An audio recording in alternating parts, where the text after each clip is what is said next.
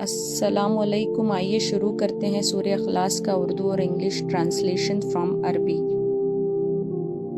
औज़ु बिल्लाहि मिनश शैतानिर रजीम, बिस्मिल्लाहिर रहमानिर रहीम।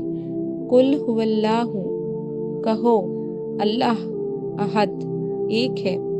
अल्लाहुस समद, और वो अल्लाह बेनियाज, सबकी मोहताजी दूर करने वाला है, मतलब वो किसी का मोहताज नहीं। लम यलिद, नहीं ना ही वो पैदा हुआ। वलम यूलद, और ना ही किसी ने उसे पैदा किया।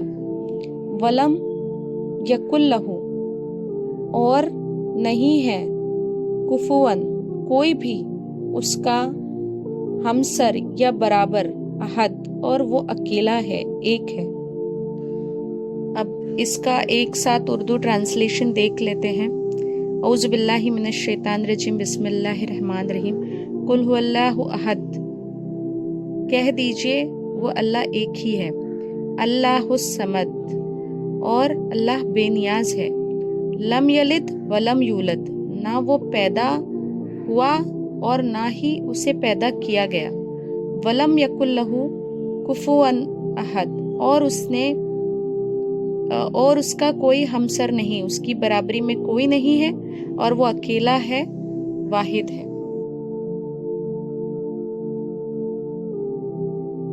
इंग्लिश ट्रांसलेशन है, से his Allah, the one and only, Allah the eternal, absolute, he neither begets nor is born, and there is none comparable to him।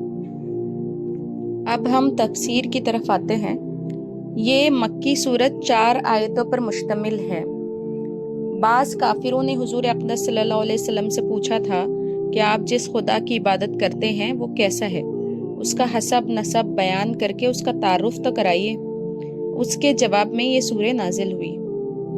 ये कुरान करीम के लफ्ज़ अहद का तर्जुमा करने की कोशिश की गई है। सिर्फ एक का लफ्ज़ इसके पूरे मानी जाहिर नहीं करता। हर लिहाज से एक होने का मतलब ये है कि उसकी ज़ात इस तरह एक है कि उसके ना अज्जा है, ना हिस्से हैं, और ना उसकी सिफात किसी और में पाई जाती है। वो अपनी ज़ात में भी एक है और अपनी सिफात में भी। कुरान करीम का लफ्ज़ समद का तर्जुमा इस तरीके से तर्जुमा और तफसीर इस तरीके से बयान किया जा सकता है कि उर्दू का एक लफ्ज़ उस तफसीर को बयान नहीं कर सकता। अरबी में समद कहते हैं जिससे सब लोग अपनी मुश्किलात में मदद लेने के लिए रुजू करते हैं, कांटेक्ट करते हैं, और सब उसके मोहताज है। वो खुद किसी का मोहताज नहीं। आम तौर से इख्तिसार के पेश नज़र इस लफ्ज़ का तर्जुमा बेनियाज किया जाता है।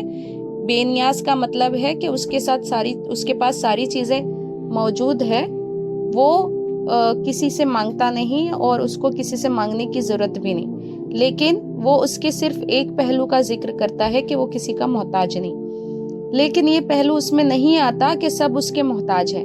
इसलिए यहाँ एक लफ्ज़ से तर्जुमा करने की बजाय उसका पूरा मफहूम बयान करना ज़रूरी है। ये उन लोगों की तरदीद है जो फरिश्तों को अल्लाह ताला की बेटियां कहते हैं। सूरह इखलास में जो चौथी आयत है लम यलिद वलम यूलद, ये इस आयत की तफसीर है कि जो लोग अल्लाह ताला की बेटियां कहते थे फरिश्तों को, और हज़रत ईसा अलैहिस्सलाम को अल्लाह ताला का बेटा करार देते थे, तो इसीलिए वो बयान किया गया है कि ना ही अल्लाह ताला खुद पैदा हुए हैं और ना किसी ने उनको पैदा किया है, और ना ही उनकी कोई औलाद है। वो जो है बेनियाज है, एक ही अकेले हैं, उनकी बराबरी में कोई नहीं। यही कोई नहीं 5वीं आयत में जिक्र है। कोई नहीं किसी मामले में उसकी बराबरी या हमसरी कर सके। इस सूरे की इन 4 मुख्तसर आयतों में अल्लाह ताला की तौहीद को इंतहाई जामे अंदाज में बयान फरमाया गया है। पहली आयत में उनकी तरदीद है जो एक से ज़्यादा खुदाओं के कायल है। दूसरी आयत में उनकी तरदीद है जो अल्लाह ताला को मानने के बावजूद किसी और को अपना मुश्किल कुशा کار ساز یا حاجت روا قرار دیتے ہیں۔ تیسری آیت میں ان کی تردید ہے جو اللہ تعالیٰ کے لیے اولاد مانتے ہیں، اور چوتھی آیت میں ان لوگوں کا رد کیا گیا ہے جو اللہ تعالیٰ کی کسی بھی صفت میں کسی اور کی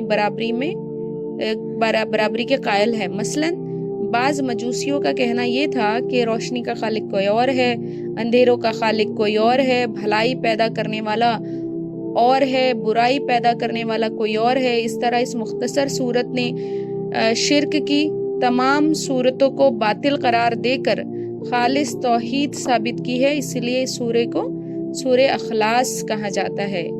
اور ایک صحیح حدیث میں اس کو قرآن کریم کا ایک تہائی حصہ قرار دیا گیا ہے، جس کی وجہ سے بظاہر ہے کہ قرآن کریم نے بنیادی طور پر 3 عقیدوں پر زور دیا ہے: توحید یعنی اللہ ایک ہے، رسالت اور آخرت۔